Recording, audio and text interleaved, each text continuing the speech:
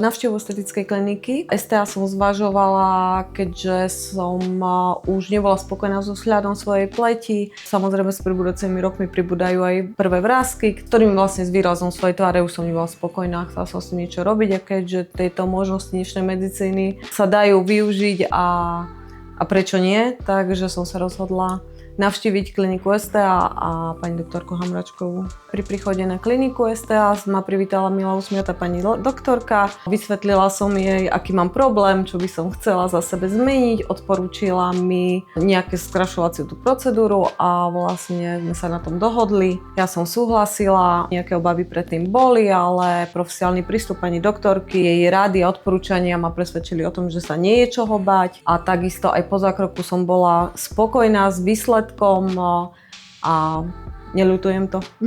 Ja som podstúpila zákrok s tkanivovým stimulátorom Gowry. Prebiehalo to asi tak, že pár vpichmi mi pani doktorka aplikovala vlastne to Gowry do tváre. Nebolo to nič hrozné, ani veľmi bolestivé, keďže na tvár som dostala takú lokálnu anestézu a vlastne asi po 2-3 dňoch nastal ten opuch, ktorý je žiaduci, ale po ďalších 2-3 dňoch pomaly opuch začal ustupovať a začali sa tie vlastne výsledky toho tkanivého stimulátora Gowry aj prejavovať. Hej, čiže tvár zase vyzerala krajšie, mladšie a cítila som sa lepšie.